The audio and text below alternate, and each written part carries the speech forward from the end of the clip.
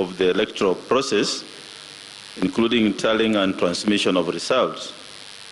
In the spirit of transparency, the Commission gave media access to polling stations, tallying centers, and the results portal to report the progress of election results in real time. The original intention was that the various media houses will join hands and have a consortium through Kenya Media Sector Working Group to report on the progress of election results in real time from one source. However, the media houses opted to do it independently, which were decisions beyond the Commission's control. And we take note that as a result of that, the tallies across the media houses vary, and we appreciate that this may be so because each media house is accessing the public portal of the result forms at different times, and each is using its own criteria and sequencing among other factors, including perhaps different amounts of resources deployed. But just want to inform Kenyans that the final announcement and declaration of the presidential result will be done by the National Returning Officer here at Bomas, and what may be happening at the media houses showing various results, we hope at the end of the tallying they'll be harmonized and they'll look similar, because the results are from the same source, the same public portal. So there should be no panic about the differences we are seeing on the media screens, TV screens, because of the approaches the media houses may have taken. The Commission has ensured that there's 100% availability around the clock of the results portal, which we are all accessing to ensure and guarantee transparency. Also wish to state that the results transmission of Form 34A from the polling station is ongoing. As you can see on the screen, we are at 99.84% out of the 46,229 polling stations. We have done 46,156, leaving about 73 polling stations having not transmitted yet. We shall give a report on those that may have not transmitted by the end of the day today. I also want to confirm that results, including those in areas that used manual voter register, that's Makueni in Kibwezi West constituency, where there were 84 polling stations that voted manually, and 154 polling stations in Kakamega, especially Malava constituency, in Kakamega, have all transmitted the Form 34As, except 2 in Malava constituency. What happened here is that voting was done manual, but by the time of counting, the Commission had ensured that the KIMS kits were ready and deployed for transmission. So transmission took place as envisaged in those 2 areas where largely voting was done manually. Collecting and announcement of results in a majority of constituencies is complete, and the returning officers have now started coming to physically deliver the results of Form 34As and 34Bs here at Bomas. And there are teams, as you can see, in the center of the auditorium working on it. And we hope that this exercise will largely take place mainly between today and tomorrow, and we hope to finalize in due course. As I said yesterday, just to repeat what's going on at the auditorium lobby, verification of transmitted image of results is happening from 34As against from 34Bs. That verification is what's happening there. And then there's also verification of 34Bs against 34As. And there's a team which is collating from 34C. And we shall then be able to populate that on the screen and come up with also percentages of the candidates. And then we shall also be able to know which candidate has scored in terms of the counties to meet the minimum threshold of 25%. And finally, we shall do the declaration of presidential results. In conclusion, I wish to say that the law requires that the Commission undertakes this exercise within 7 days from the presidential election. And as I said earlier, we shall endeavor to conclude this exercise at the earliest possible time. And once again, urge Kenyans for their patience as we undertake this important exercise. So thank you very much. I would like now to introduce the team leader for purposes of this exercise ongoing, Professor Julius, to come forward and give some guidelines on what's happening on the floor. And then if you have any questions, we can take after that. Thank you.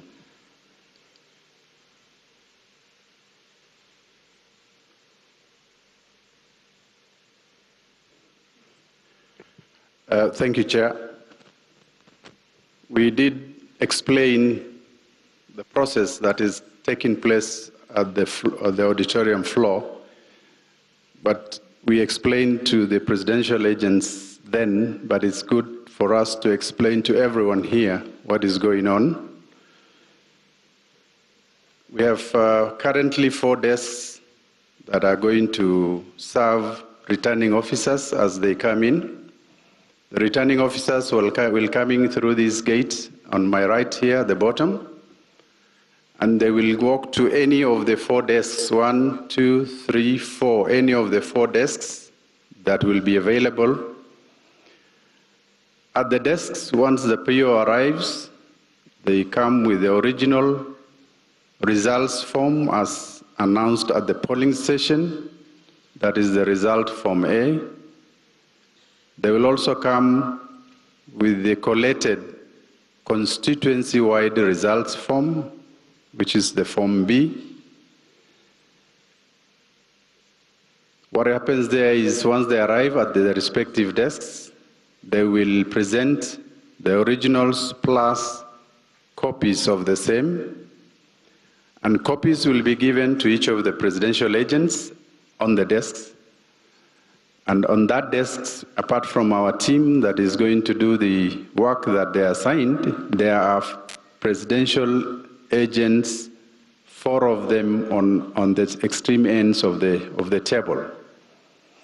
The returning officer will sit on the left side, and our team, the receiving and quality assurance, will be on the right side of the desks, and the agents are on either side of the corner of the desks. Upon presenting the forms, the team, IEBC team, will do the receiving part of the forms, and here they will do preliminary checks. Are all the forms correctly filled? Are they stamped? Is there a missing entry in the form B? So that's what they do. Then amongst the team, there will be those who will be doing quality assurance. And here, they will be checking the original Form B that has been brought by the returning officer. And as I said earlier, the Form B is a summation of the Form S in the constituency where the returning officer is in charge. So they will check the entries of B against each of the Form A original that is there, or presented by the arrow. So they will check B against the original S to ensure that the entries in the B originates from the Form A. Then after that, we have these 2 desks. They're actually coordinators' desks. What will happen is that that particular desk, the receiving and the QA desk, will also generate, in the event that there are any disparities between A and the B, they will be capturing those errors. And since as a commission we cannot alter if the error originates from the polling station result form, since we cannot alter, they will generate an error report, which will be presented alongside the certified copies of the originals to the Supreme Court. So that's what that desk is doing, and all the other 3 desks are replicating that. And while we are at those desks, we ask observers, agents, or anybody not to take any pictures of what is going on the desks.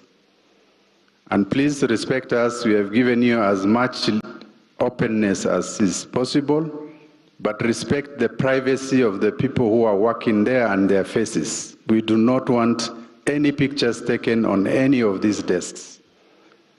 I hope it is clear to media, observers, and any agent present.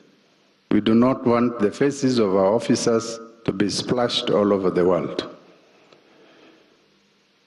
The coordination desk is a second check on what the quality assurance the B versus A have done. So it's a second check, and that is what happens there. It also, that desk also does, whereas the 4 desks are checking the original B versus the original A, that particular desk does a check of original A versus the uploaded image of the form in the web portal. From the polling station, POs are supposed to transmit the image of the form from the polling station, and once it is transmitted, a copy is deposited in a publicly accessible web portal. So what this desk will do is to check whether what has been uploaded in the publicly accessible web portal matches the original Form A which the RO has brought. So this is to ensure that what has been uploaded and is available to the public is the correct image of the original Form A as declared at the polling station. So that is one of the coordinating desks here will do. And so the other desk is administrative, is in charge of the entire process. They will also do a quality overall check to ensure that everything is seamlessly running. And the returning officer, once is done with the quality assurance, actually can present the originals to the presidential returning officer. And we have a safe at the back end where all the originals will be kept under lock and key. So that is what is happening here on the floor. We have given presidential agents an application program link, and so they can use their APIs to download and to come here when they already have the results. If they don't want to use their API access, it is even easier to access it from the public web portal. You can actually download by constituency the PDF copies of all the A's in that particular constituency from the public portal. So we are not coming here, presidential agents should not come here to do a tally here or to counter-check and do entries on their results here. Because if that is to happen, 1 hour will take 3, 4, 5 hours. We don't have that time. So please use your API rights given to you, or you can use the public portal to download forms and do your preliminary checks. All you are coming here is for confirmations once you are given copies of the original A's and B's as they arrive. And this is to expedite the process. So that is what is happening, and we thought we would need to explain that so that we don't make this process too laborious. Thank you very much.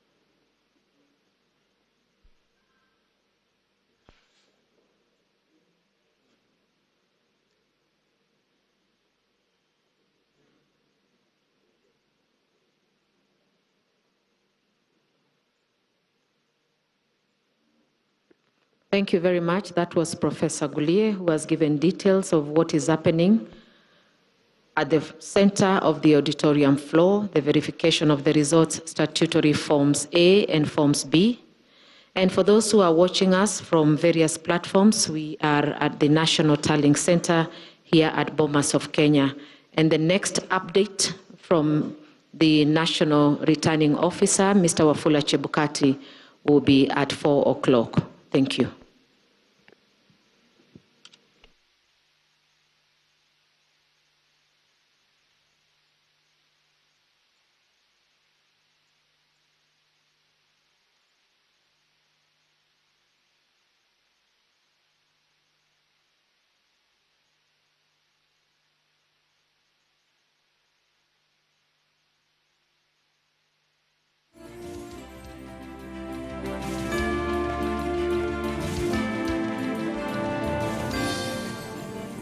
All right, live updates there from the Bomas of Kenya, where the IEBC is, the IEBC chairperson, who's the National Returning Officer. They're saying that he's the one who will eventually declare the final results. What we have here we've had you. is just provisional results, like we keep reiterating, and that was Professor Abdi Gulie who spoke after him. He's now the commissioner of IEBC, and he's the one in charge of the entire process of verification. They're confirming now that the returning officers from various stations have already reported to the Bomas of Kenya and are now in the process of verifying the Form 34As, the ones that were uploaded on the portal and the ones that they have physically. He also mentioned the difference in the numbers that you keep seeing, and this has been a concern that most people have been asking, including tweets, sending them through to us. Why are the numbers different from all polling or from all media houses? He explained that as well, that the tallying system is different for each media house. Our tallying center right here, the Royal Media Services, is quite fast, and there's a heavy deployment of very professional young men and women who are crunching the numbers for you. So maybe that's where the difference is coming in. But at the end of the day, these are provisional results, and they will only be confirmed by the National Returning Officer, Wafula Chebukati, at the Bomas of Kenya. He's also mentioned that Form 34A's result transmission is ongoing right now on the screens, as you've been able to see. Areas that use manual voter registration, which was Kibwezi, 84 polling stations used manual voter register. Kakamega, 154 polling stations used the manual voter register. Most of them have already come in, except 2 from Malaba constituency, which have yet to be brought in there. But there's a rider here. Earlier on, he had mentioned that the turnout of the voters was 65.4%, which was 14,164,561 votes cast. But that did not include the guys who were on the manual register part. Now, he has not given the latest number, but 65.4%, maybe a slight variance there when the number comes through. But let me give you an update of what's going on right now in terms of the numbers. He mentioned earlier on that they've received 46,158. That number has since changed on their public portal. This is public portal. You can also log in and see for yourselves, forms.ibc.or.ke. That's where you'll find the 34As. Click on the 34As and you'll see the numbers I'm talking about right now.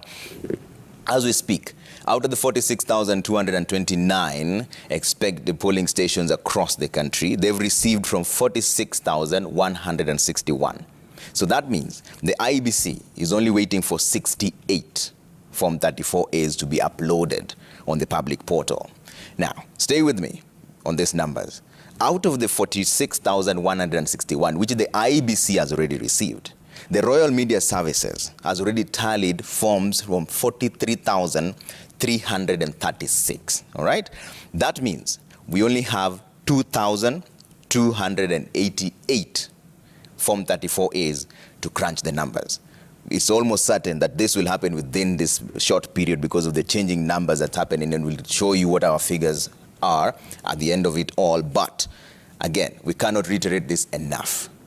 The honors are on Wafula Chebukati as the chairperson of the IEBC and the National Returning Officer to call the election. All we are doing is just preliminary numbers, okay?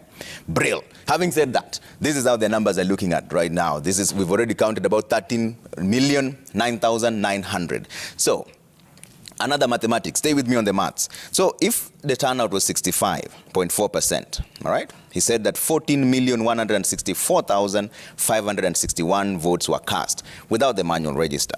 The halfway mark for that would be 7,082,281. But keep in mind that the actual number cannot be that, because in the strict sense, there will be rejected votes, there will be spoilt votes. So it will not be the exact number that I'm saying, but it will be around the region of 7 million. Why? We simply don't have the number of rejected votes that IEBC has. The number of spoiled votes, that will be them. They are the ones who will declare.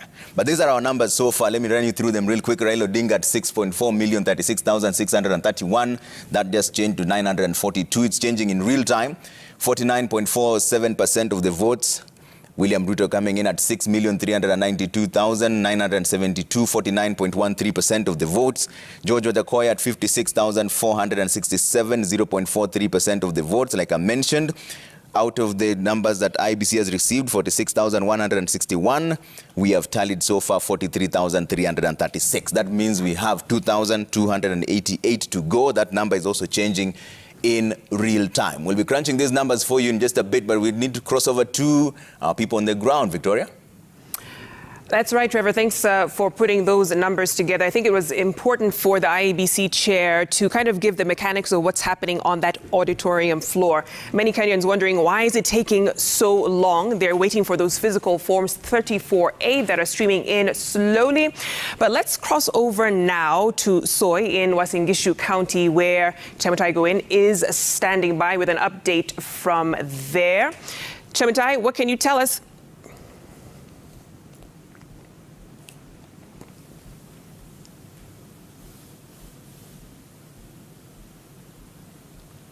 All right, so we'll be crossing over when she's ready for us, Trevor. But I want to kind of hear from the Bomas of Kenya. I hear there is a message coming in from there. Let's cross over now.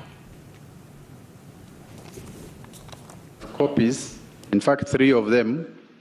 One is the original, which is supposed to be brought by the PO to the RO. Then there is a second copy, which is locked in the box. And there is a copy that is meant to be displayed on the door of the polling station. So in the event that any of them is not available, there will be a copy that will be available. Either if it comes extremely important that we have to open and retrieve the A, that decision will be made by the Commission in the next 1 hour. But there are such cases.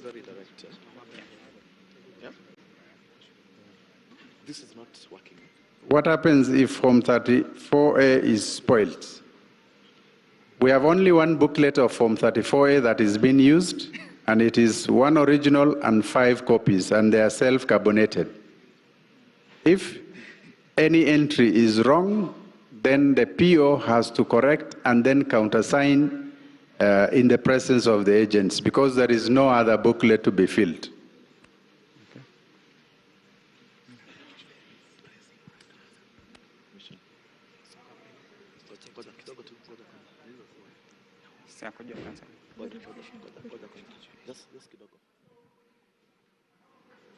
Please proceed.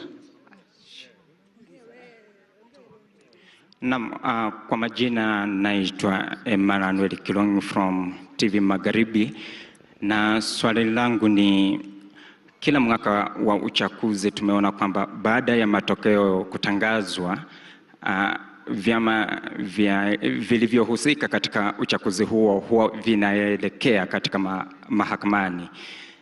Katika uchaguzi huu kama tume ya IEBC, ni hakikisho lipi ambalo mlipa ushuru kwamba uchaguzi utakapokamilika hakuna pesa zaidi atakazotumika kuharamikia kesi mahakamani? Asante. Kuna swali jingine? I'm Colin Somulo from the Daily Nation. My question is, for the areas that you suspended elections in, are the candidates allowed to continue campaigning until 48 hours to their due date?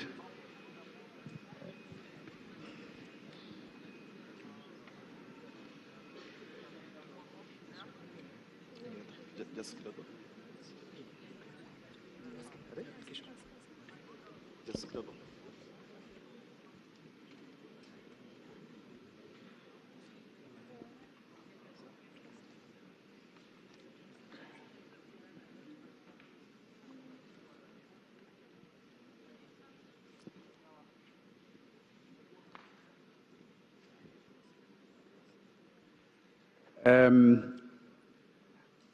question on whether an election petition is avoidable or whether the commission can avoid an election petition, the reason we have gone to great lengths to try and make the entire process as open as possible is precisely to ensure that everybody is certified so that there is no need for one to go to court. But as a commission, we cannot guarantee that a Kenyan or any party will go to court because it is their right. And as a country, as a democratic country, with a working constitution and laws, Kenyans can go to court if and when they are aggrieved. And so as a commission, we will prepare ourselves to defend our position in whatever court that we will be taken. And so we cannot give that assurance, but we are trying to be as open and transparent so that everybody can have confidence in the process. And part of that confidence is what is happening on this floor. And by the way, for the first time, we are seeing contestants conceding defeat. For the first time in the history of elections in this country, we have seen contestants conceding defeat at various levels. And this is an indication that each one of them are certified with the process. They have done their own tallies and have come to the conclusion that they did not win. And it is our hope that that trend will continue, and it will continue up to the presidential results. As for the question of whether the areas where we suspended the elections campaigns can continue, our view is that campaigns have concluded. This was an eventuality arising from an emergency, and therefore we have not opened up campaign period.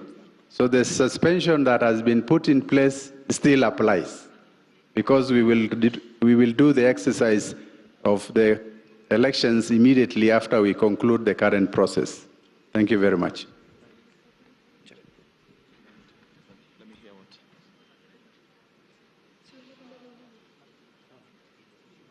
Thank you very much. We'll take more questions at 4 o'clock.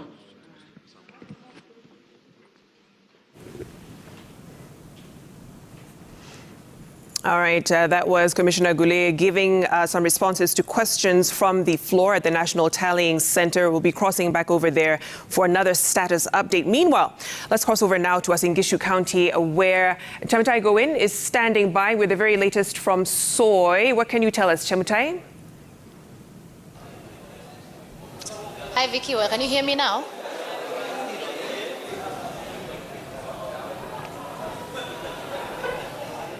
Go ahead, Chemutai. We can hear you loud and clear. Well, thank you very much. We're still in Soy constituency. We thought that we would be at Kapseret Constituency Tallying Center, where they were also set to release or rather declare the results for, of course, 2 crucial seats, that of president and also that of member of the National Assembly, of course, besides the other seats which will later be transmitted to the County Tallying Center. But then we are still here. Quite a rigorous process in, of course, putting together the numbers. Soy constituency has 180 polling stations, and all those ballot boxes that you can see there contain, of course, the ballots that were cast in the respective polling stations in the 7 wards. And after those ballot papers, of course, and the results tallied, they were now moved. They are now with the presiding officer and the clerks, who are now doing yet another rigorous exercise of ensuring that what was uploaded from the polling stations and what they have here tally. And they have to ensure that every agent for every individual that contested for every specific seat, you know, that of governor, that of senator, that of member of the National Assembly, that of the county woman representative, the ward, and of course the president, they have to ensure that those numbers are tallying before now they make the final declaration. And of course, here we know that the results declared at the presidential level and of course that of the member of the National Assembly are final. And here the member of parliament elect will be issued with a declaration form declaring him the member of parliament elect, and now awaiting that important swearing in at the National Assembly, ready to begin the work. For the other members, governor, senator, and of course the county woman representative, their results will be transmitted to the county tallying center, which will be receiving results from all the constituencies, tally them, and then finally that declaration will be made. And that we will be visiting the Eldoret Polytechnic, where that tallying center is situated, once of course we've finalized collecting all the results from the 6 constituencies in Uasin Gishu County. And of course earlier on I briefed on the first 2 which happened yesterday, Moiben, which happened at about midnight, and that of Ainabkoi constituency, which was finalized about 3 this morning. And then of course now we are in Soy, and you can hear from the background that finally it appears the activities are coming to a close, and we will be getting those figures in a few. But you can hear that it's actually a very rigorous exercise. And IEBC said they put in place these measures to ensure that the security of the vote is protected. And of course, there are still concerns that have been brought out there. But here, the process has been quite smooth, and everyone has been here. We've been here since morning waiting for the agents of the respective aspirants to come here so that they can be able to receive the final results, approve that that is what they witnessed in the various polling stations, of course, before coming here. But Vicky, later on, maybe we'll hear from our colleague Wanyama, who is at the Kapseret Constituency Tallying Center, where also the process there, the results there are about to be released, and he's actually already on. Maybe we'll get those figures later. We will tally those figures later. And you know, CitizenTV has been carrying out its own parallel tallying system, which contains the provisional results, of course, as they wait the final declaration by IEBC. But Vicky, we're still moving around here. There's a lot of excitement and anxiety from members of the public, noting that one of the presidential candidates come from this region, and a region that he enjoys support, and of course wanting to know how did he fare. We will look at, of course, the performance of the members of parliament for Soy constituency, and one of those has already come here. We've seen him, and provisional results from the respective polling stations, quite a number, have already placed him ahead. But of course we wait for the final declaration from the presiding officer, and then we will also be able to give you other figures from the other sets that were contested. But Vicky, that's what it is. The situation has not changed this morning, and has been the situation in other tallying centers where activities are still on a high. There are some that are still receiving ballot boxes because some of the polling stations were located far and wide. But as soon as we get those details, we will be updating, and it is what will be going on air and what will be available at the platform where we are publishing the results. Vicky and Trevor. Fantastic. Thank you so much, Chemitai Gowin, there in Soy constituency, one of the 6 constituencies in Uasin Gishu County. And of course, we'll be getting more in terms of the results coming in at the MCA MP level, and at the county level, gubernatorial, senatorial, and of course, woman representative. A lot happening there at the Bomas of Kenya. Let's cross over there really quickly. That is the floor of the auditorium where we see the chairman is engaging some observers, political party agents who are present. They did explain the function of the 4 desks there to receive the Forms 34A that are being brought by the returning officers coming in from the various constituencies across the country. And this is part of that process to boost trust, as we heard from Commissioner Goulet. This is opening up what the IEBC does. A very different view from the last election. And I want to bring in our guests just to get their reactions to this. I'll begin with you, Honorable Kabando Akabando. What do you make when you compare 2017 to now? And do you find them being a bit more transparent as compared to last election cycle? And we'll talk about your concession also in just a bit, because you're one of the people, Professor Abdi. Very true, absolutely. Having considered defeat, but yeah. Was in the race for Nyeri Senate, and I'd like to say, having seen what was on the ground during campaign time, and even the process of now tallying various levels, and observing through media what is happening, 2017 and 2022 are 2 and all apart. It's like day and night. This is very organized, The updates are very concrete. There seems to be a lot of transparency, both for the media and for the agents of the candidates and political parties at the constituency, county, and the national level. So this process of this year is likely to inspire a lot of confidence in the outcome. All right. Franklin, what are your thoughts on the process so far? Thank you. I think in that spirit, let me also congratulate Honorable Kabando for being a real Democrat and, telling his constituents that I have not won on this occasion, and that's okay. Quickly to the answer. I think since 2007, Trevor, there have been two critical advisories in regard to our elections, two or three advisories. The Kriegler report is a minefield of critical information on the conduct and management of our elections. The Supreme Court rulings of 2013 and even the 2017 ruling, the one that nullified the previous elections of Uhuru Kenyatta, was particularly critical. And that tells you that if we had kept faith to the Kriegler recommendations, even 2013 and 2017 elections would have been better. I think this team by Chairman Chebukati has really tried to look at the Supreme Court advisory and ruling of 2017 and see how can we get to this, improve on the process and the conduct and the management of the process in 2022. The two critical improvements is, number one, we have been asking ourselves all along, is IEBC prepared? Does IEBC have the capacity and the credibility to run an election that is potentially a close contest, that is now not potential, but you can really see it, and address all the irregularities? Secondly, was about the coordination of the election management institutions. And on both, I think they've been operationally efficient. The effectiveness and the credibility, you're going to look at it when the results are declared finally. But I think in terms of answering the question of the capacity and credibility of IEBC, we are answering that question close to 8-9%, save for the declaration of results. Would other election management institutions be more efficient in terms of coordination? I think we've seen that. People are feeling secure out there. They've been moved from desperation for peace to a confident level that they're out there resuming their normal duties. People are traveling freely, and security operators are responding. We have real and ideal politicians, the real ones like Honorable Kabando here, aiding the process by coming in and saying, look, I can ascertain that I've lost fairly and this process is good.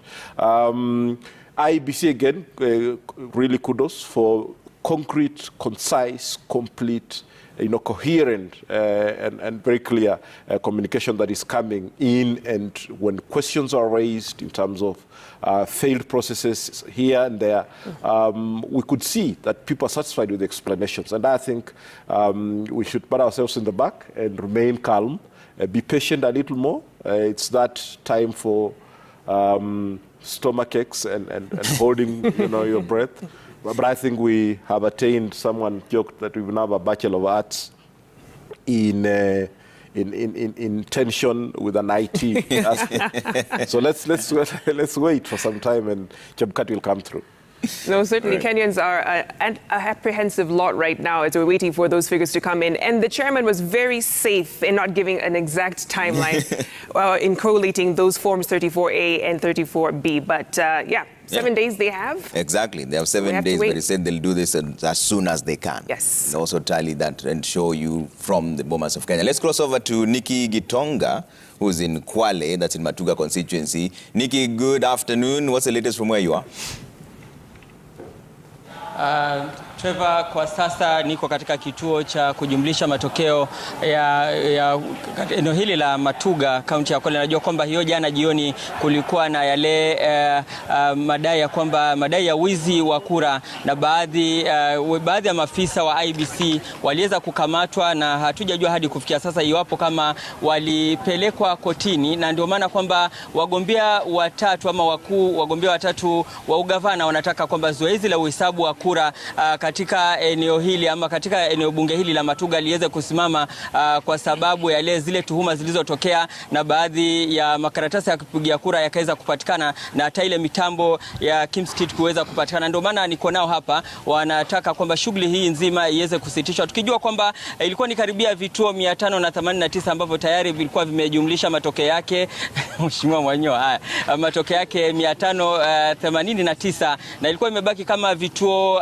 155 kuweza kujumlisha matokeo, lakini wapo wagombea wanasema kwamba zoezi zima la upigaji kura katika kaunti ya Kwale halijaenda katika njia iliyo huru na haki, na ndio maana sasa wanataka kwamba zoezi hilo liweze kusitishwa hadi pale mwafaka utakapopatikana. Kwa sasa najiunga na Profesa Ahmadi Boga ambaye anawania kiti cha ugavana kupitia chama cha ODM. Pengine lalama ni gani? Jana tulikuwa hapa usiku tukaona kwamba kunao ambao waliweza kupatikana na makaratasi. Hadi kufikia sasa ni nini hasa ambao mtachukua hatua gani? Sisi tumekuja na kuzungumza na wananchi wetu, kwanza kuwaambia kwamba waweke amani. Pili, kuambia IEBC kwamba pana ukora mwingi ambapo tuliuona hapa jana na uzembe, kwa sababu presiding officers wanaachiwa, wanafungua maboksi, wanayaandika, wanahangaika hapa bila control, na security wanaangalia na returning officer wanaangalia.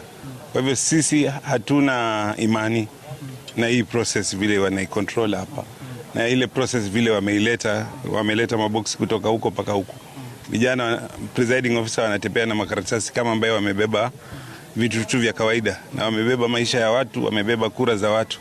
Kwa hivyo sisi tunasema hili zoezi haliko sawa, lisimamishwe mpaka pale ambapo tutaelewana. Otherwise sisi tunaona hakuna haki na kama ambaye kuna ukora mkubwa ambao umetendeka. Sasa acha niongee na Mheshimiwa Chiro Mwakwere kwa kifupi tu, ambao watu wanafaa kuelekea Bomas. Lalama ni gani? Kura mlipiga sasa zinahesabiwa. Shida ni gani? Kwa kifupi alafu naongea na Lunganzi. Jina langu ni Balozi Chiro Ali Mwakwere. Uchaguzi wa hapa Kwale si halali. Hata kama walikuwa wamebakisha kura hata moja kuhesabiwa, lakini ushahidi upo kwa walikuwa wameiba kura, wameiba vifaa vya kupigia kura vya IBC, wameiba karatasi ballot papers, wameiba kila kitu, na masanduku tunapata wazi. Yuso uchaguzi wa haki. Hata kama asante Lunganzi, ngoja nikwambie. Time imeisha. Na ukataa kabisa ni wa kurudiwa. Usi halali. Mimi nami nasema uchaguzi tunaokata. Vitambulisho vya wapigaji kura vinunuliwa. Magari ya kupeleka materials kwa polling stations kuna kwingine kama Kinangwa na Matuga yalifika saa 6 mchana na saa 12 wakalazimishwa kufunga. Kwa hivyo mwelekea mahakamani ama ni vipi? Lazima tuelekee mahakamani, lakini sasa tunasema si halali na usitishwe. Haya, umesikia ni kauli za wagombea watatu wakuu ambao wanawania ugavana katika kaunti ya Kwale. Wanasema kwamba zoezi zima la uhesabu wa kura na hata ile shughuli nzima ya upigaji kura haujakuwa huru na haki, na kwamba wanataka IEBC kuweza kusitisha zoezi hilo, na iwapo watafanya hivyo basi wataelekea mahakamani. Kwa hivyo tutaendelea kuwa hapa kujua kwamba ni yapi atakayoendelea, na kwamba pengine kufahamisha watazamaji wetu kwamba pia kura za hizi viti za ubunge, ugavana na seneti katika kituo hiki zimeweza kusitishwa. Ni kura tu za rais ambazo zinahesabiwa katika kituo cha kujumlisha matokeo Trevor. Kwa hivyo tuko hapa ange na tutawajuza watazamaji wetu ni yapi yanayoendelea kwa sasa. Asante sana Niki Gitonga anazungumza nazi kutoka Matuga Constituency, Kwale County, na kuna wagombea ambao wanasema watakwenda mahakamani. Lakini hapo hiyo awali Professor Abdi Gulie relax. He said we'll be prepared. They're ready. Exactly. Yes. If we come to that. To defend themselves. All right. Let's take a quick break. When we come back, the numbers are still trickling in. We'll focus on that in a bit and also cross over to our reporters on the ground to give you the wall-to-wall coverage of the declarations everywhere, including the concessions. We have one Kabando, former Kuyioni member of Parliament, Senate, Nyeri aspirant who considered defeat. Very happy to speak to him also in just a bit. Franklin Mkwanja is also here with us, Executive Director, CMD, which is Center for Multi-Party Democracy. See you in just a bit.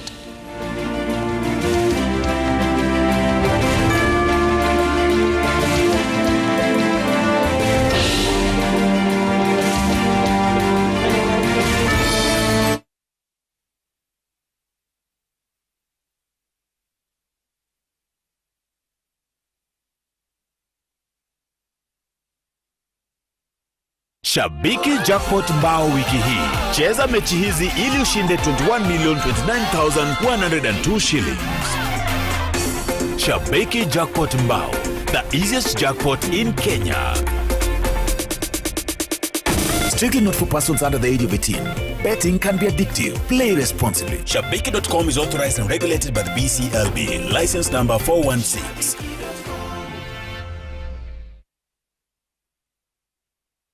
Did you know that the Red Cross, Red Crescent are symbols of protection that international law gives to the wounded and sick and those caring for them in armed conflict? In Kenya, the Kenya Red Cross Society is the official representative of the Red Cross and Red Crescent movement. The society's volunteers use the Red Cross emblem to provide humanitarian service to those in need. The society will continue to serve communities affected by various conflicts, emergencies, and disasters impartially without regard to race, ethnic group, religion, or any other consideration. The Kenya Red Cross Society, always there. Dare for fast relief from fever? Take Cipladon. The fizz works to relieve pain and fever faster.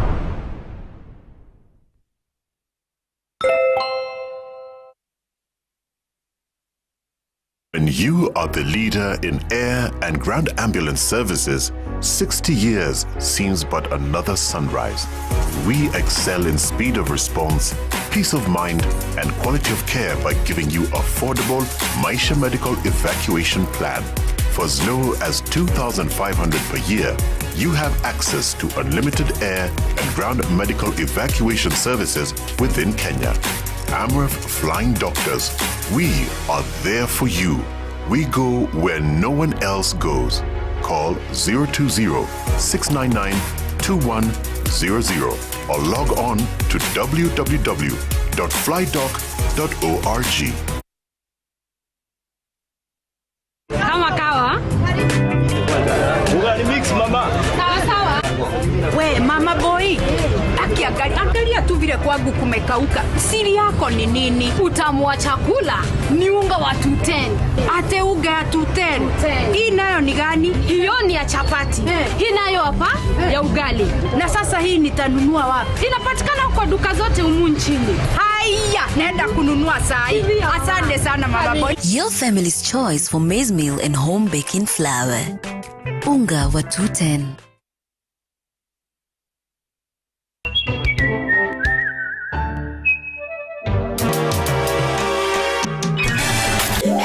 I know I can't do everything, but guess what? Thanks to me, you can now check account balances, apply for instant loans, make payments directly to paybill and till numbers, send money to mobile and bank accounts, and pay your bills. Download the upgraded M-Corp Cash today and try it out. Umeverify digital motor insurance certificate yako? Unaweza verify by dialing *352# from your mobile phone. Chagua verify certificate and then enter vehicle registration number na certificate number, ama unaweza download Aki verification app. Fungua app na uchague verification option. Hakikisha date expiry yenye iko kwa message ya verification inaambatana na yenye iko kwa certificate. Ikiwa insurance yako ni invalid ama dates haziambatani, piga ripoti kwa Aki kwa simu 0709640000 au email info@akinsure.com. Inspired by Kenyans who are doing what they can to make a positive and lasting impact, Safaricom Foundation is uplifting communities by bringing their dreams to reality through Ndoto Zetu. Changamoto ile kubwa ambayo ilifanya tusifaulu kwa kuuza maziwa, kupima na jack, kurudisha kwa jack tena inaharibika haraka. Sasa tu kwa tunapata profit mzuri, lakini wakati tumereceive hizi machine kutoka Safaricom Foundation, hata tunauza zaidi, tuko na profit mzuri. Asanteni sana Safaricom Foundation kwa kutujali. Do you have a dream to uplift your community? Apply online on www.safaricomfoundation.org/Ndoto Zetu or visit any Safaricom shop near you. Application deadline is 22nd August 2022. Ndoto Zetu, uwezo wetu, Safaricom Foundation.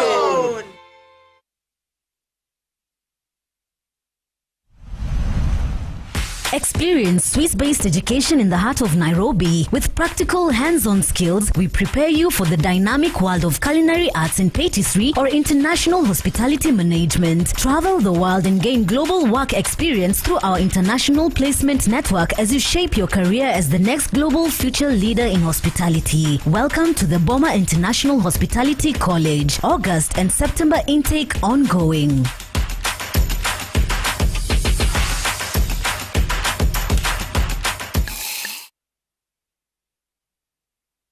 When seconds count, experience makes the difference. The Nairobi Hospital Accident and Emergency Center is situated in close proximity to the laboratory, radiology theaters, labor ward, cardiac catheterization lab, and the critical care units. With a network of labs, you are guaranteed of accurate medical test results. The Nairobi Hospital is a center of renal excellence, providing cutting-edge technology through more than 10 dialysis machines. As a patient, you are certain to get quality medicine at the best possible prices at our fully stocked pharmacies. There are days when you think, oh, leo na deserve, so order a Glovo. Days when plans inachelewa, what if we order a Glovo? Or days when you can't control everything. Or yes, because on Glovo you can order anything you want. Glovo, you order, we get it.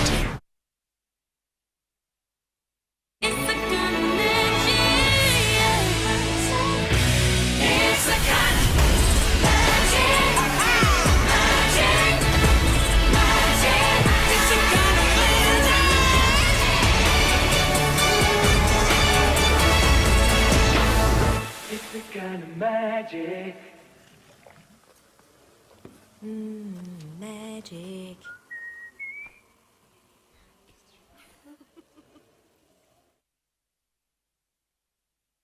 When you are the leader in air and ground ambulance services, 60 years seems but another sunrise. We excel in speed of response, peace of mind, and quality of care by giving you affordable Maisha Medical Evacuation Plan. For as low as 2,500 per year, you have access to unlimited air and ground medical evacuation services within Kenya. Amref Flying Doctors, we are there for you. We go where no one else goes. Call 020-699-2100 or log on to www.flydoc.org.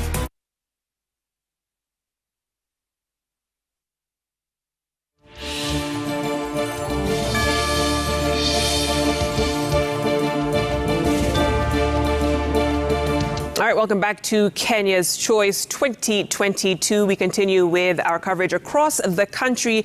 Let's now go to the country's capital, Nairobi, more specifically Embakasi Central Constituency, where our very own Gatete Njoroge is monitoring the results announcement. Let's listen in.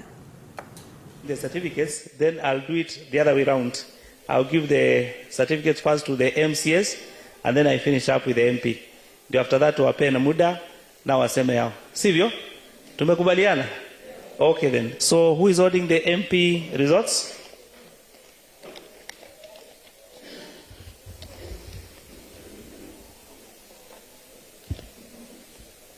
And then I want to believe everybody atatangazwa mshindi baadaye yuko na ID, because that's how I love to recognize them.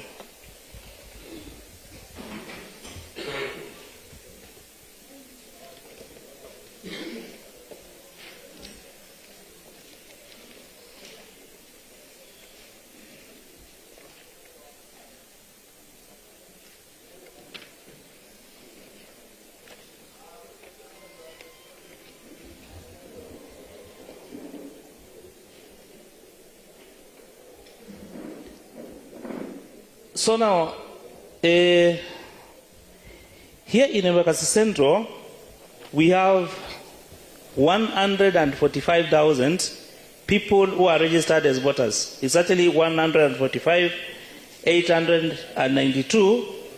The people who turned up to vote were 83,252. 83,252. So out of that votes, I'll now read the results the way they were cast in favor of each candidate, we had 8 candidates in the position of MP. And therefore, I read the results as cast in favor of each candidate. We have Kanoru Richard Wambugu, he had 438. Number 2, we had Majadong Benjamin Gadhuri, he garnered 48,277. Musungu Collins Kennedy got 275. We have Musyoka Jaris Mulei, he got 852. Mwangi Samuel Nganga got 29,375. Omare Samuel Tai got 375. Omondi Esbon got 2,139. And number 8 was Ryogi Jacqueline Mora. She garnered 493. Now, if you look at all those numbers, now we are looking at what seems to be the highest number there. Sinikweli. So I can see the number that I have over here. It is 48,277. 48,277. And that amount is printed against the name of Majadong Benjamin Gadhuri.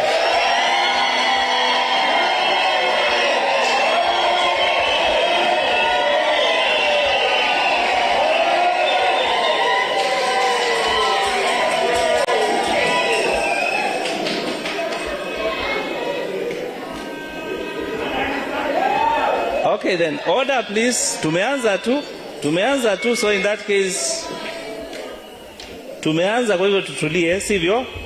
Okay then.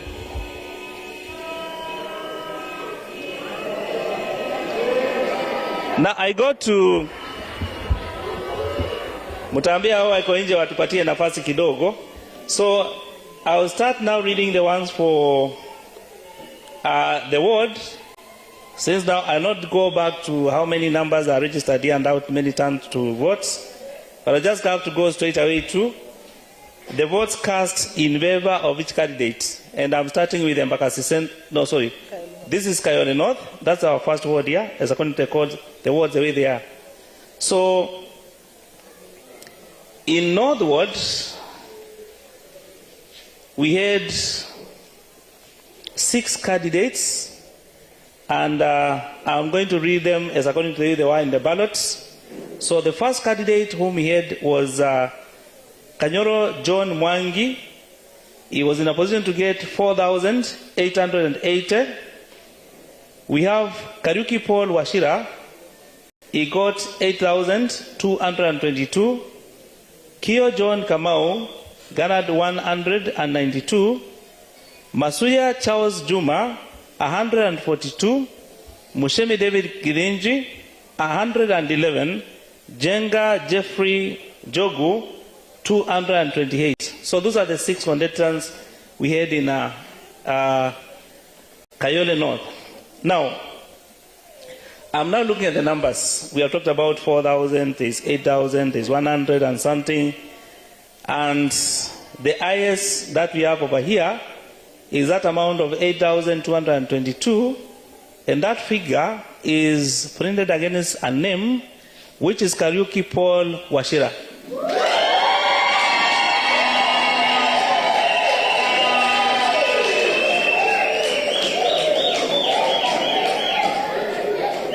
I don't need this. And there's the name. So congratulations. Now we move on. The next word.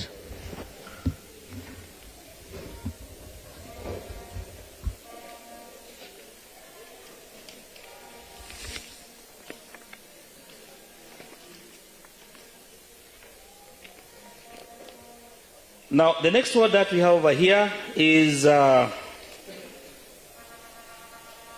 Kayole Central. And in Kayole Central, there were 12 candidates. And I'm going to read the results, valid results cast in favor of each candidate. We have Gadhudi Alex Mwangi, 199, Masharia Kezia, Jerry, 531, Bale Jakim Odhiambo, 301, Muindi Charles Muvu, 358. Mutuni Benson Waita, 522. Muturi Patrick Ngunju, 4,343. Mwangi Ashton Mwaiva, 164. Mwangi Wilson Gatario, 100. Nyambane Eliud Ondiera, 566. Oriek John Patrick, 1,619. Simiu Wycliffe Wegesa, 232. Then we have the Mendu Jeremiah Karani, 6,219. So now, if I look at all these numbers here, I can see there is 4,000, there is 6,000, and therefore 6,000 is the highest, 219. And that name, the figure is printed against a name, that is the Mendu Jeremiah Karani. The Mendu Jeremiah Karani.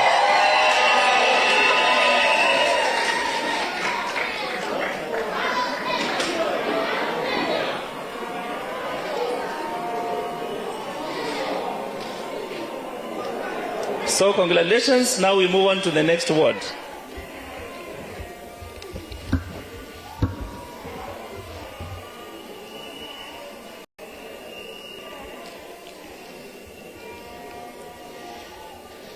Now we go to Kayole South, and in Kayole South we have 10 candidates. Let me confirm.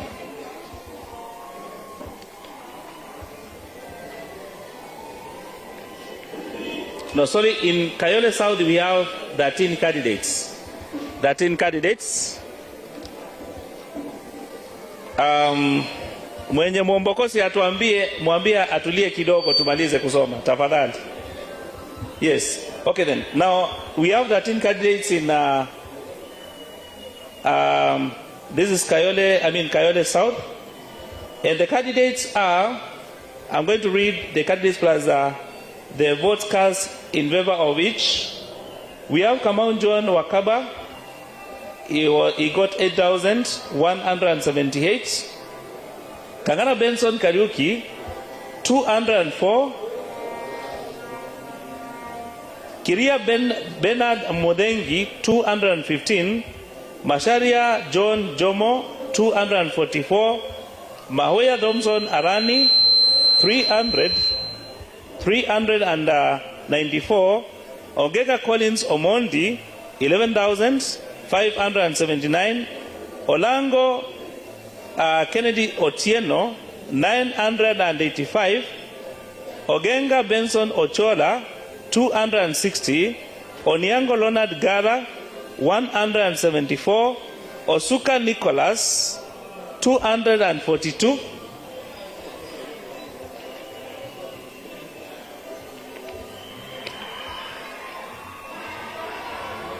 Now then we have Radik Isaac Mango, 485. Wamasembili Joel Simiu, 401.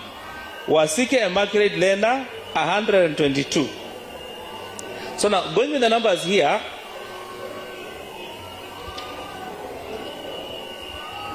I've seen the highest number that we have read over here is 11,579. 11,579, and that figure is printed against a name which is Ogega Collins Omondi.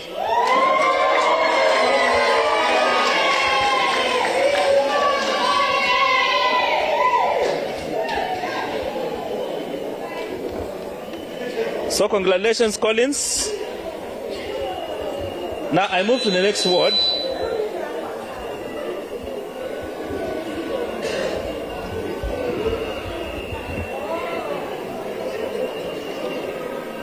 And now the next word that we have is Komarok word.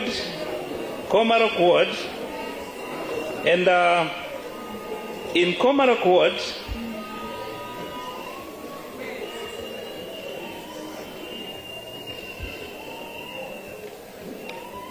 now in Komarok ward we have 11 candidates in Komarok, and I'm going to proceed to read the votes cast in favor of each.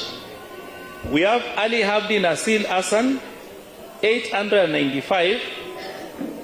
Kamutu Samuel Batia Madondo, 89. Kinyanjui Michael Thiongo, 1,549.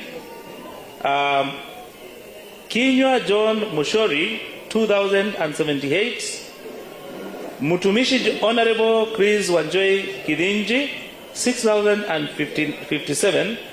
Mugambi Victoria Wanjiru, 263.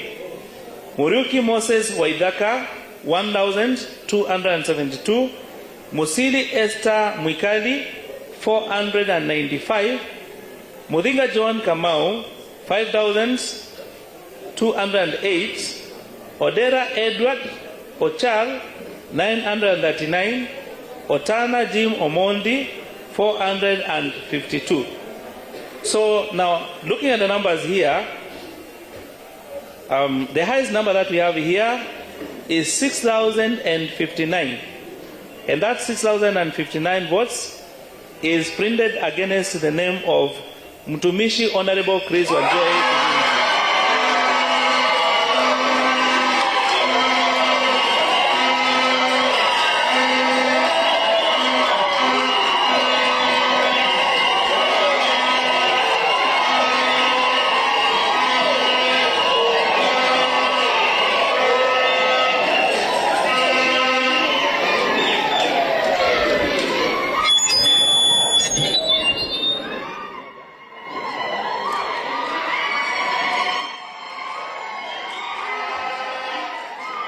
Okay then. Order, please. Order.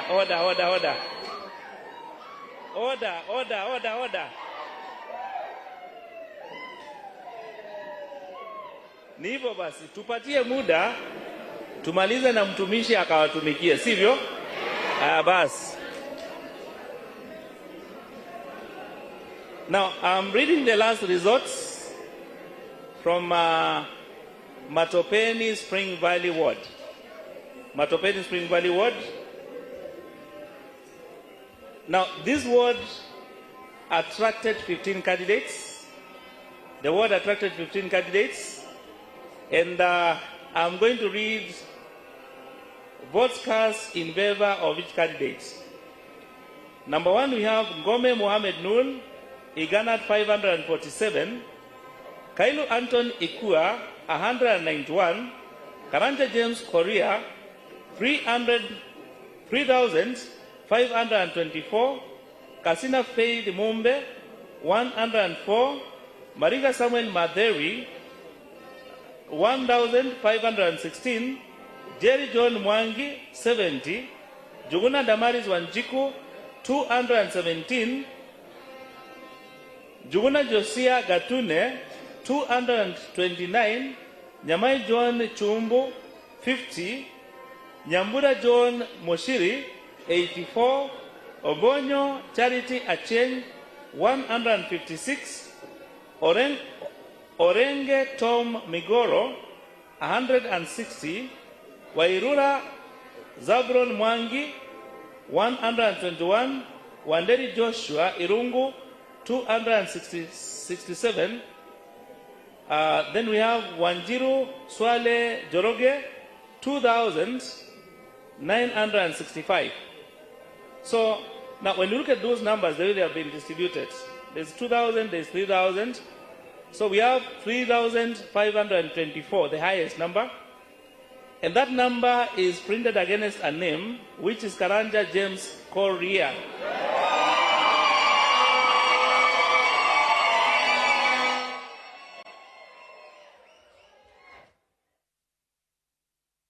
All right, those are live results from Embakasi Central, and the incumbent member of parliament has retained his seat, Benjamin Gadiru. He calls himself Major Donk.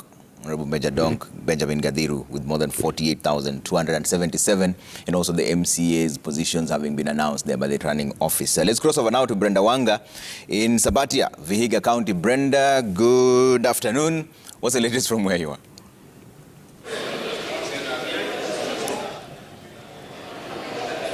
Brenda?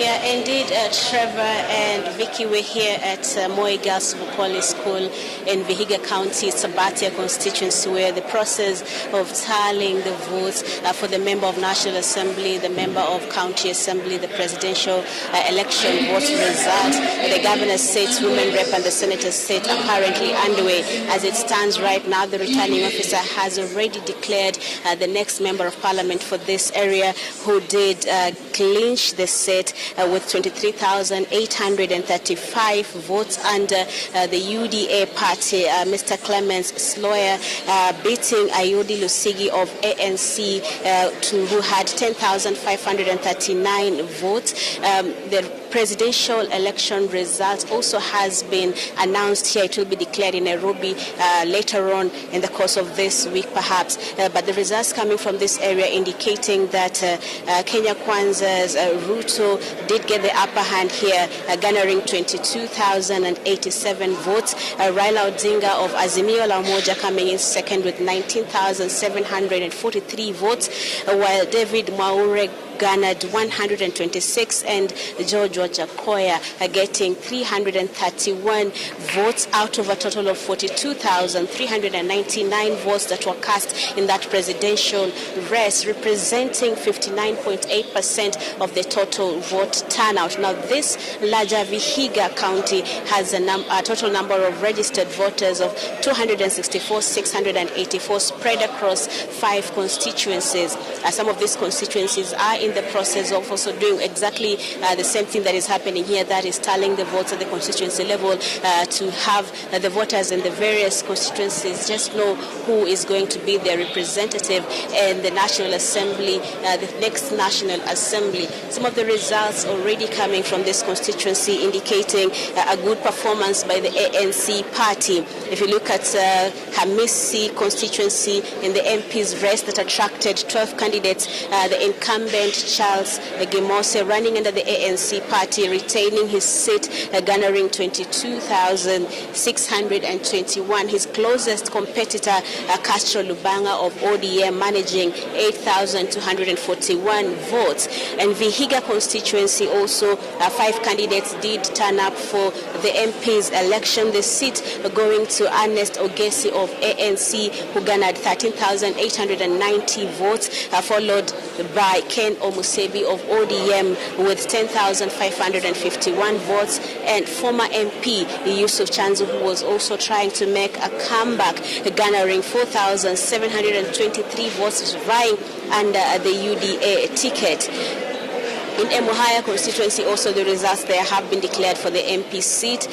Omboko Milemba, the incumbent, retaining his seat, garnering 27,717 votes under the ANC banner, and the closest competitor in that seat being Asienga Ebole of ODM, who garnered 3,185 votes. At this particular constituency tallying center, we are still waiting to get the results for the rest of the governor, the senator, and the women representative.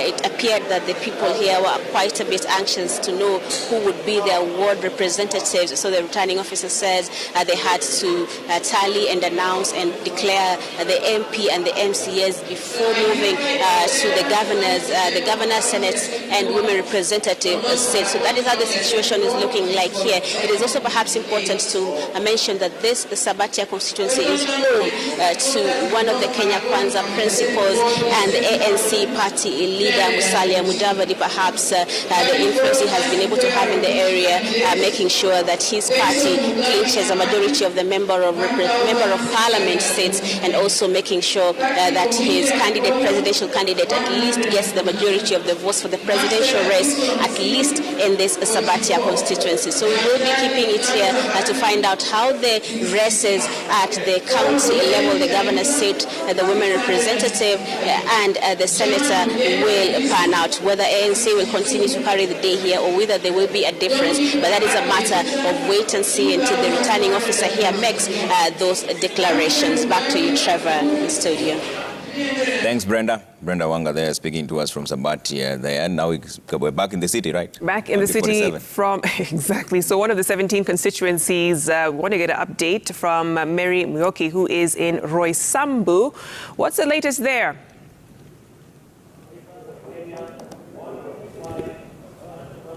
Mary, what's new where you are? Sorry? Hi, Mary. I hope you can hear us. What's the latest from Roysambu? Well, so far, Vicky, they've tallied around 200 out of 230 polling stations. We've spoken to the RO, Bernard Kimani, who's told us that they expect to be done and call it by 3 p.m. latest. But so far, the figures that we have indicate that Augustine Mwafrika is ahead of the pack with 26,300 votes. He's vying on a UDA ticket, and he's followed closely by the incumbent Isaac Ndirango, who's trailing behind with about 23,000, followed by ex-MP Kamau Macharia. He's the ex-MP for Kasarani constituency, who's garnered a very distant 831 votes. So far, what we have from here is that we still have a number of presiding officers who are in line. They're yet to submit their results, and they tell us they've been here since yesterday morning at 5 a.m., but they are hopeful that, and they are positive actually. They say they are positive that the situation, the process is very clear, it's transparent. They do not have any incidences where they fear that there may be any irregularities going on, Vicky. All right, great. Thank you, Mary Mwoki there, giving us the latest in Roysambu constituency. Very, very tight race between Augustine Mwafrika and Isaac Ndirangu, who are currently in the lead. So let's see who takes it at the end of the day. All right, let's go to the nerve center of this entire process, the election. That's in Bomas of Kenya, where the IBC are, and Ayub is there. Ayub Abdikadir is joining us live from there. Ayub, a lot has been going on where you are. What is the summary of what happened, transpired there?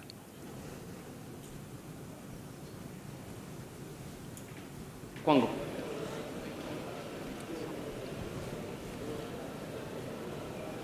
Ayub?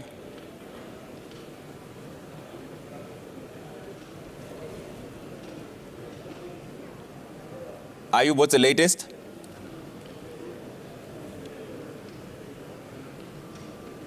All right, we seem to have lost the link with Ayub, but we'll cross over shortly. But several results streaming in. And of course, as Mary had said, they hope to hear the results for Roysambu by 3 p.m. That's an hour and a half to go. So they're moving quite quickly to ensure that they get these results out and to the public and announce winners. Yeah. Let's bring up our guest again. Kabando is the former Kuyioni member of parliament, and he vied for Senate in Nyeri, but also in a NAC Kenya ticket, but conceded defeat. And Franklin Mukwanja, executive director, CMD. And I'm just curious to find out, Honorable Kabando, in your concession speech, you talked about the campaign being a pro-people policy, issues, basic needs and basic rights when you're conceding. Yes. Does it mean that the conversation that you had with the people on the ground did not match their aspirations, or what transpired in your own view? Not necessarily. This election, like the previous elections, the determinant is not purely on issues. It has something to do with a number of variables. One, party affiliations, which matters on ground influence. Number two, the national dynamics can also make elections at the lowest level a little different or significantly so, depending on area. Number three, other issues at the local level that are dynamics. They include propaganda, they include local players, and I can enumerate without going to a lot of details. Social democracy is about welfareism. You know, if you look at countries like Scandinavian countries, Sweden, Finland, Denmark, Norway, Switzerland, even Germany, about the basic needs of the people: water, food, security, education, health. as basic human needs. In 1997, that is what Social Democratic Party and Savina Party were carrying as our flag, the frontier for the agenda to shift the focus of Kenya from the trickle down. I know this can be understood to mean what people have been campaigning here between Azimio and Kenya Kwanza. But that's exactly the agenda that we did in 2002 when we talked about free primary education. And at the 100 days, Kibaki did implement the free primary education program that allowed everyone to go to class. So my campaign on the ground, over the years, because I contested first as a very young guy in 1987 for Mukurweni seat, has been on egalitarian policies. I know it may sound a big word, but it means that which concerns the commoner. So it is not that the voter did not connect with that. In fact, let me tell you, I don't think there was any other candidate who held singular meeting at the county level, singular. And by singular, I mean there were meetings organized by the UDA brigade. They went together as a team. There were meetings organized by Jubilee people, governor, senator, candidates, MPs, MCAs.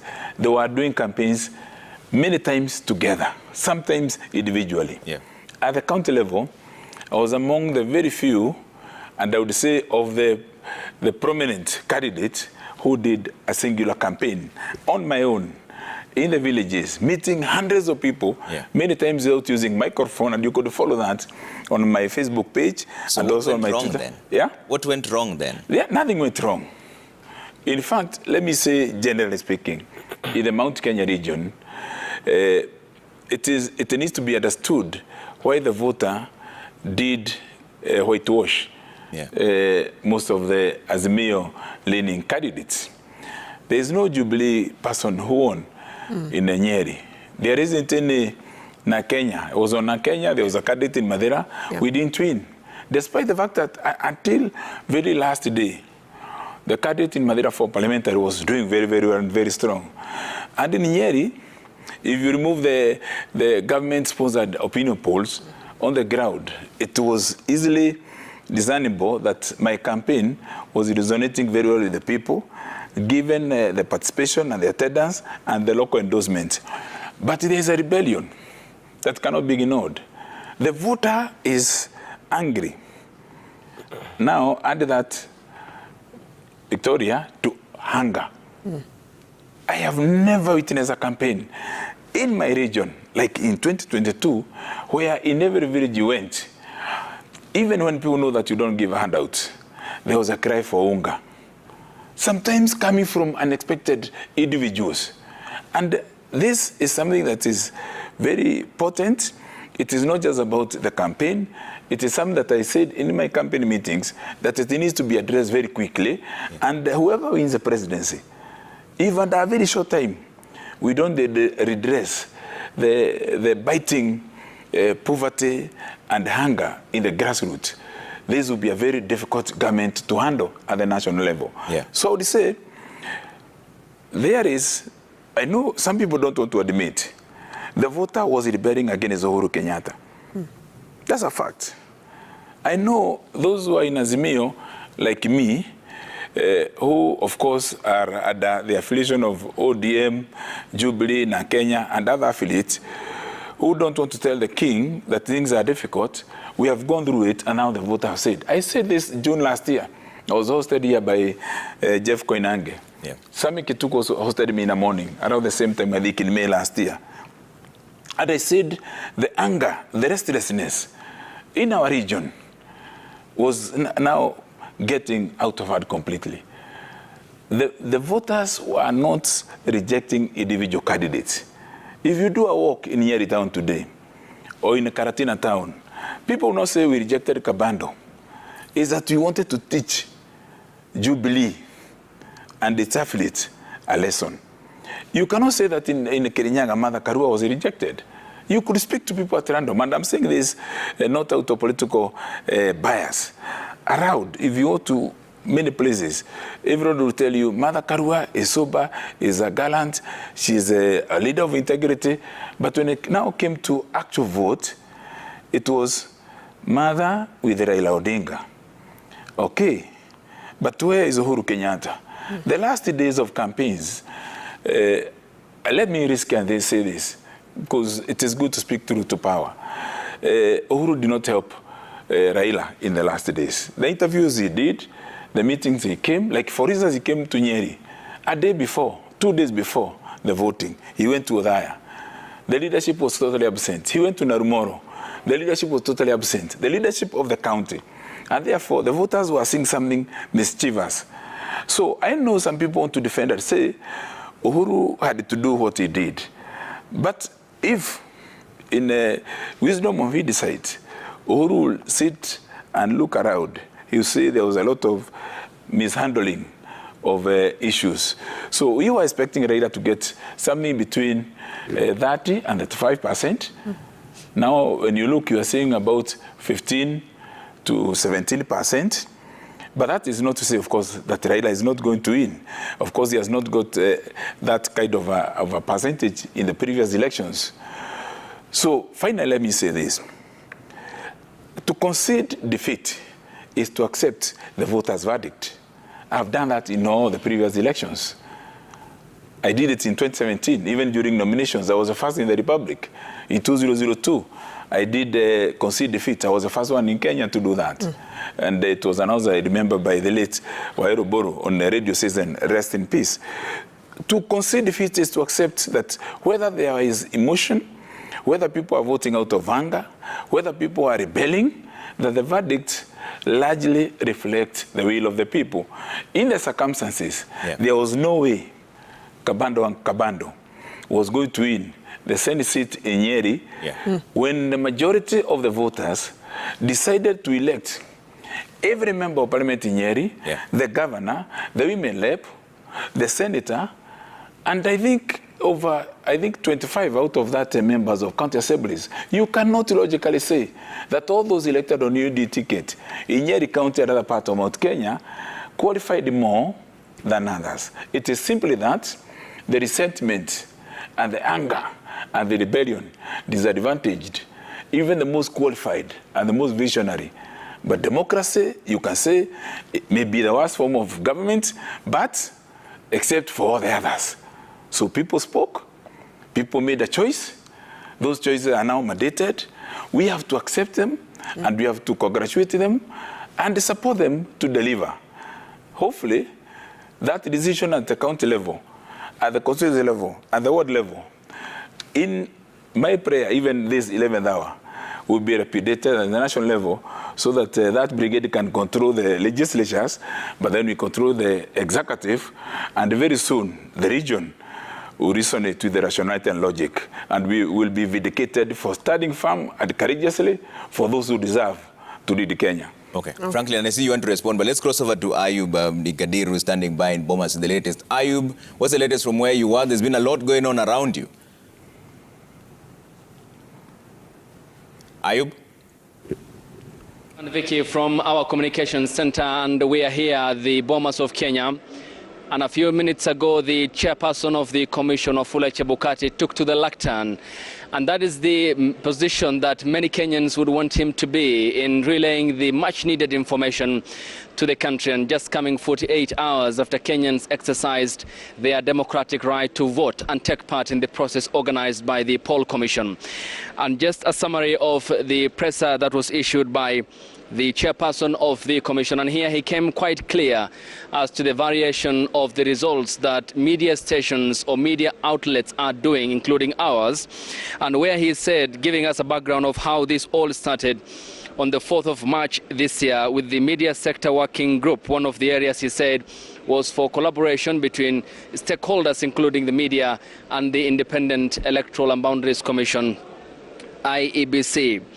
And here he said that the commission takes note of the variation in results that media houses or media organizations are relaying, and he attributed that to two major issues, which he said, number one, were probably each Media House is accessing the public portal as provided by the Commission of the results forms at different time, and that may be as a result of the variation that's witnessed. And also the second issue that he pointed out was probably each is using media houses, in this case, its own criteria and the sequencing, among others, and the deployment of personnel, which he said maybe is as a result or the contributing factor to the differences in terms of results that media outlets across the country are relaying.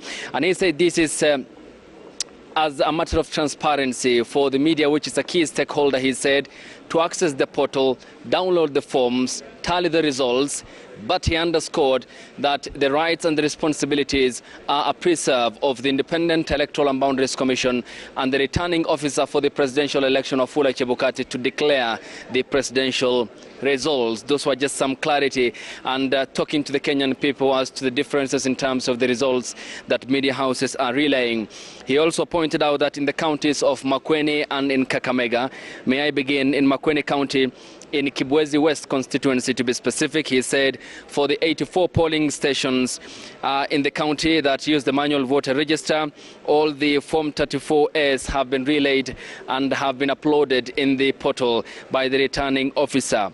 In the county of Kakamega, he said the constituencies of Malava, Matungu, Mumias West and Mumias East had used the manual voter register and were electronically transmitted through the KIMS-kit, except for Malava constituency, where only 2 polling stations are yet to transmit Form 34As here at the Bomas of Kenya.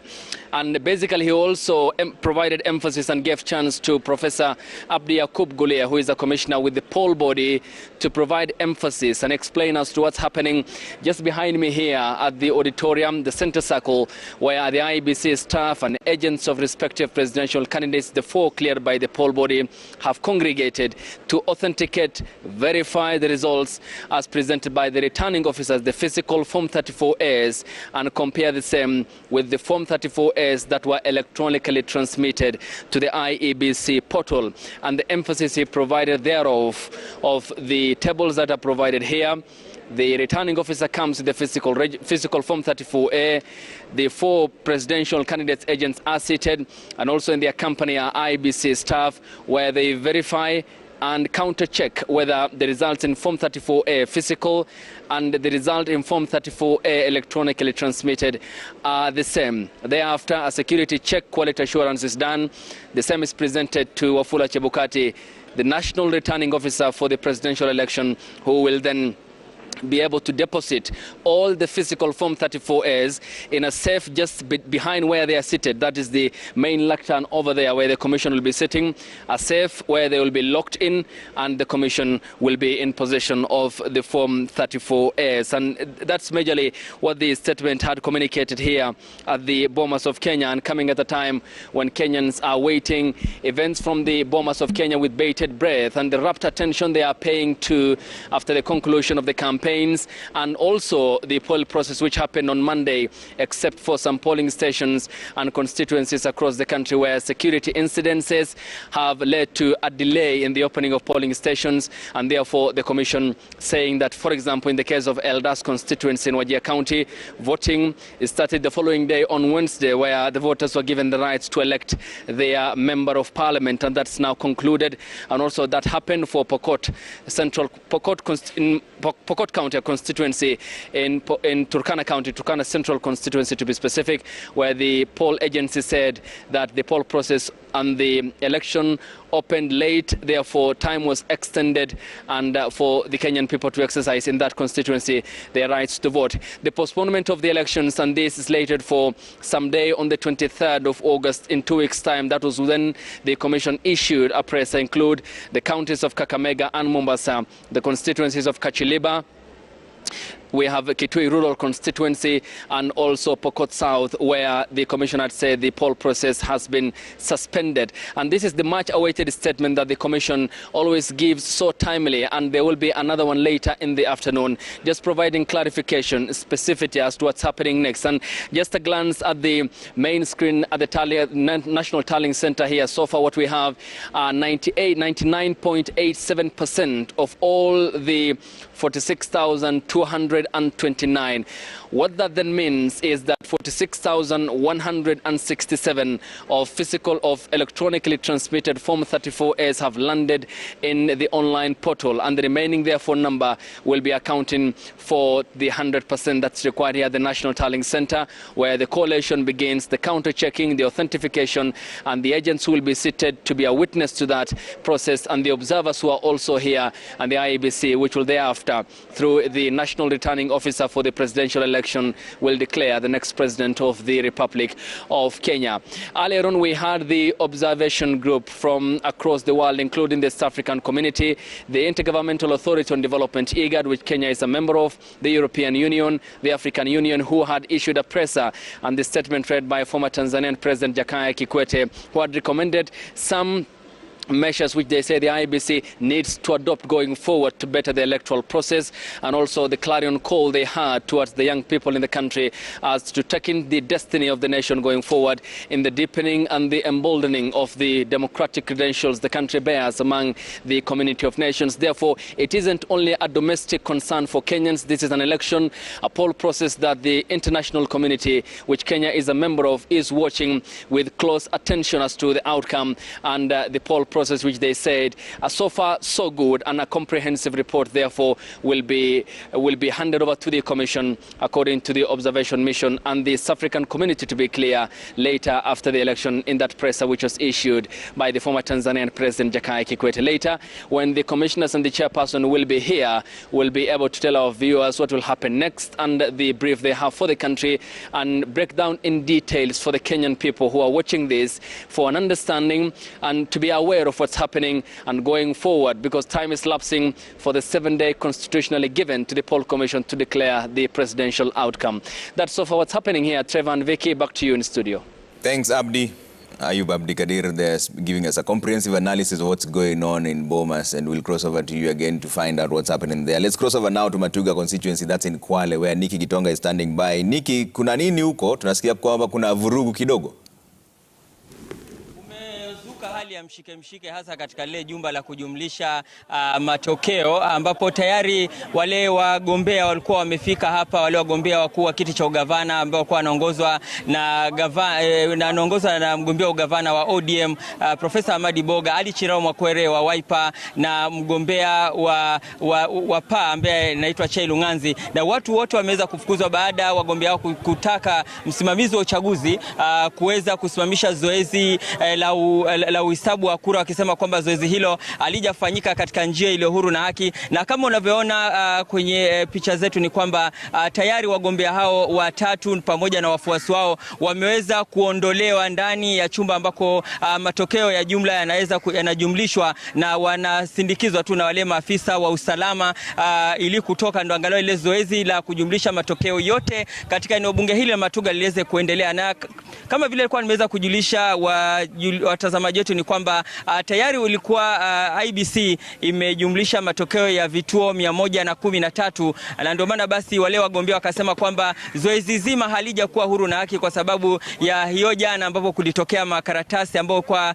kulingana nao yalikuwa yamejazwa wagombea fulani, na kwamba huenda hali hiyo ikawa ingewanyima ushindi. Lakini baada ya mshike huo ilibidi kwamba askari jeshi kuweza kuingia katika jumba hilo na kuweza kuwafurusha, na hivi unavyoona wanaondolewa katika eneo hili la Matuga, na basi zoezi hilo kuweza kuendelea. Na wakazi walikuwa wapiga kura wagombea ambao ni Chirao Mwakwere, kuna Chailu Nganzi na Profesa Amadi Boga ambao wanaania viti mbalimbali, wamesema zoezi hili kwa jumla la ujumlishaji wa kura katika kaunti ya Kwale halijakuwa huru na haki, na ndio maana wanasema kwamba wanataka IBC kusitisha zoezi hilo. Na wakati walikuwa tuko hapo ndani walijaribu tu kuzuia IBC kutangaza matokeo, na ndio maana basi askari wakaingilia kati, na sasa nadhani kwamba wameondolewa. Na kuna pia chief agent hapa hapa wa mgombea wa ugavana Profesa Amadi Boga.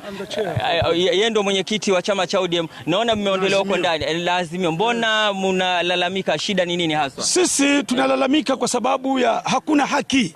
Haki hakuna. Uchaguzi huu ulianza kuwa rigged kutoka juzi kwenye vituo. Na sisi tukalalamika kwa IEBC.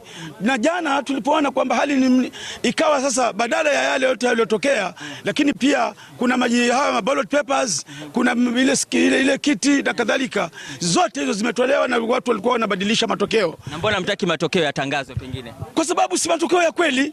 Hiyo tu. Hatutaki matokeo yatangazwe kwa sababu si matokeo ya kweli, ni matokeo haramu.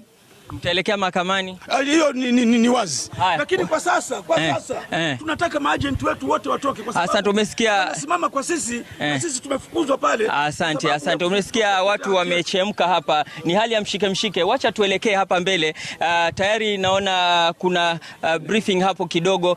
Niweze kuzungumza. Kuna mgombea wa useneta. Wewe pia unalalamika kwamba matokeo haja kwa pia kuna umekuwa na uwizi mwingi wa kura na sasa tumefukuzwa nje wagombea wote. Wacha waendelee wenyewe, tunataka maagent wote hata wetu watoke ili wakabaki wekeo watangaze vile wanataka wenyewe. Lakini tutaelekea mahakamani tuhakikishe kwamba tumepata haki yetu. Okay. Na pengine wale wagombea wanasema kwamba pole Lawrence.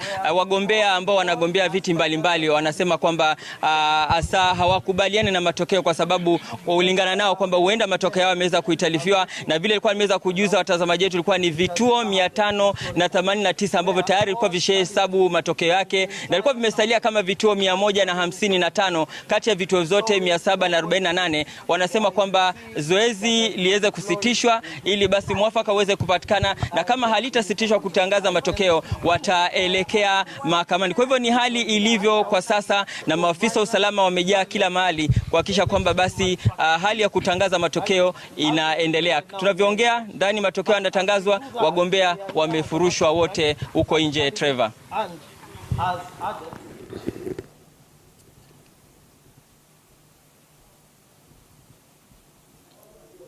All right, those are thanks Nikki Gitonga speaking to us from Kwale. Now we've crossed over to Soy now, where there's results transmission happening right now and announcements. I think Doreen Wawire, returning officer, Soy constituency, is expected to make the announcements there anytime from now. We also have Chemtai Goin, who will be giving us updates there of what's going on. Let's listen in.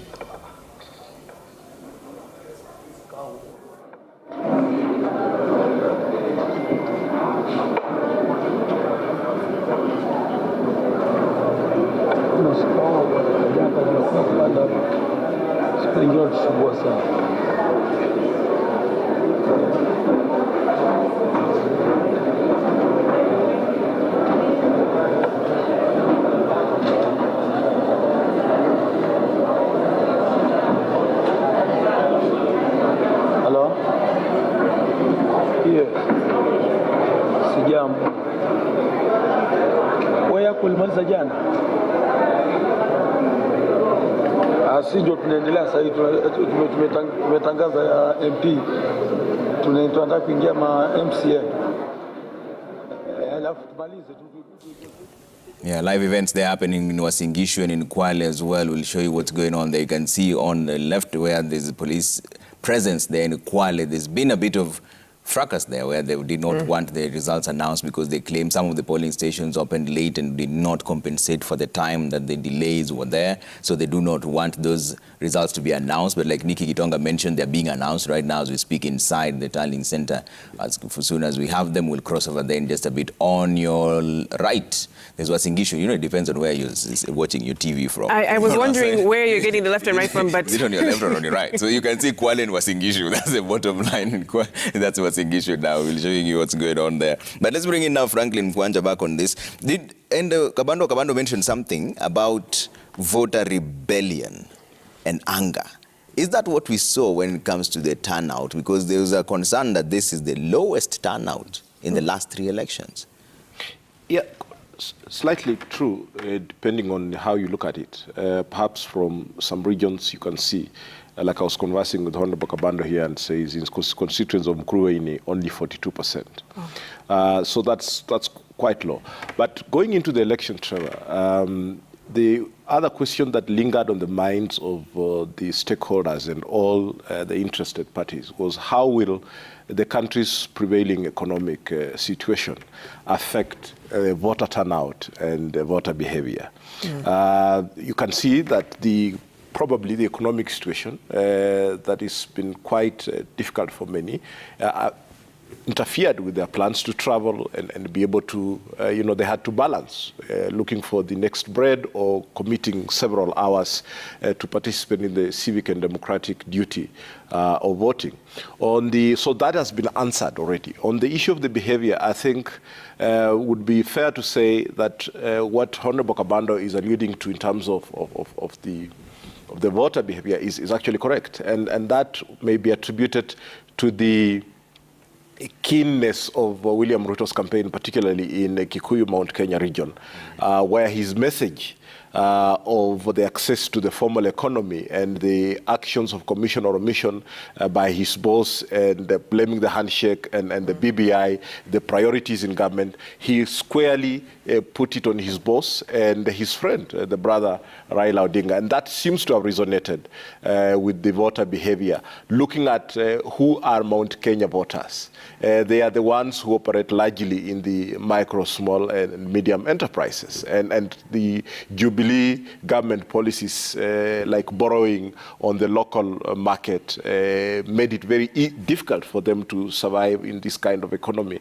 And that William Ruto has not worked so hard to convince them how he will bring the country out of the doldrums, but has managed to tell them what the problem, according to him, was, and they have responded by voting.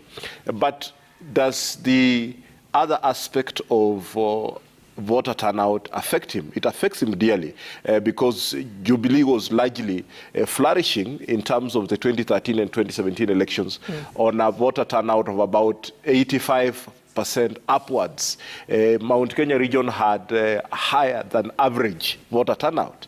2017 was 79, but Mount Kenya remained higher than 79 compared to the other areas that you would see were below average of the national voter. So the aspect of the current economic situation affecting voters turnout, it will affect the actual turnout, because the numbers even in Mount Kenya that would have further benefited the deputy president don't seem to be out there clearly. The voter turnout in the other areas is also affected, but you could say compared to the other regions, to the other periods of elections, that didn't come out much.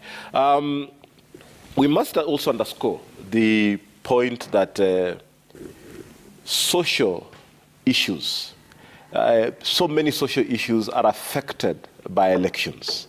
And these social issues include agriculture, which again happens to be a very serious economic activity in the Mount Kenya region. You're talking about freedom of speech. You're talking about, access to quality education, healthcare, and all these others. So the ability of the voter to engage in an electoral process by voting gives a clear indication on how they want these issues resolved. And it's unfortunate that we have not had a high voter turnout that we expected. But the numbers will tell us which way do we go from here. Yeah. What you're seeing on your screen now, let me just, they're now giving him the certificate. That is the SOE Member of Parliament elect. Is called David Kiplagat, former Uasin Gishu County Speaker. He will be replacing Caleb Kositany, who successfully bid for the UDA ticket in the Uasin Gishu gubernatorial race. He's just being presented with the certificate there. Once again, that is David Kiplagat. He's a SOE Member of Parliament elect, former Uasin Gishu County Speaker. That is him there holding his certificate in Uasin Gishu. He had just been declared a few moments ago. David Kiplagat there, former Uasin Gishu County Speaker. He will now be replacing Caleb Kositany, who unsuccessfully bid for the UDA ticket in Uasin Gishu gubernatorial race. Okay, and moments ago we also showed Jubilee Party's Irene Njoki, who is now the Bahati constituency MP-elect. She garnered over 34,000 votes, trouncing Kimani Ngunjiri, who garnered 26,809 votes. So that was moments ago. Irene Njoki, now Bahati constituency MP-elect. Yeah, we can listen in a bit to Uasin Gishu, where the action is happening. He's just received his certificate there.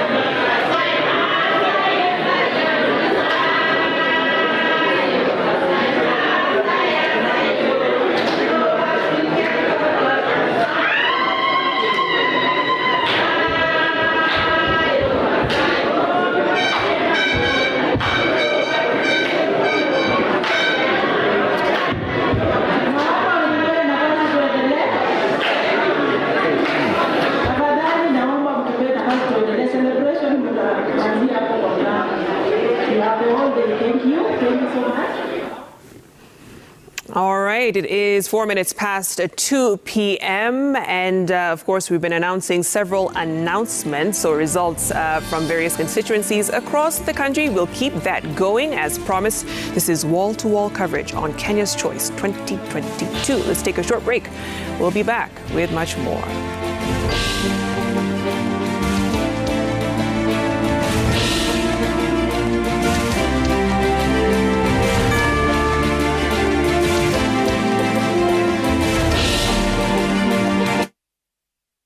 Shabiki.com is all about jackpots, live games, casino, virtual games, weekly promotions, bet builder, bet share, and 24/7 customer service.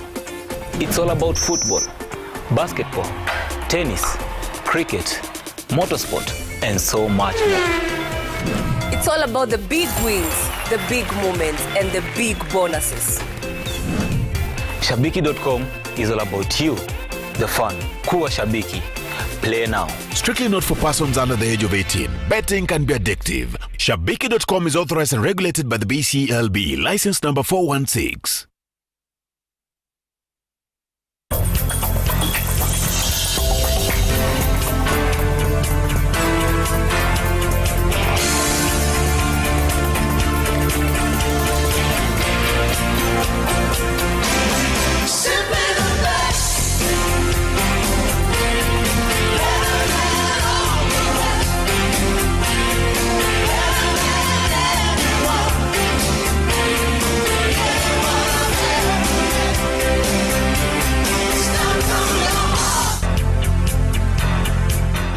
Need to finish this meal. Okay, I'll have one.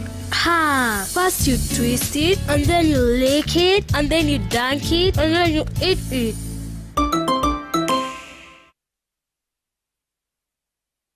This election, Citizen Digital has you covered. Catch all minute-by-minute updates right on your phone. Download the Citizen Digital app, click on the Elections 2022 tab, and choose the option you want to follow. Presidential, Governor, Senator, Women Rep, and MP. Keep up with the latest in numbers, figures, and updates, fresh from the ground to your phone. As Kenya makes its choice this 2022, sit back and keep it Citizen Digital. Yes, number one, I'm Citizen Digital.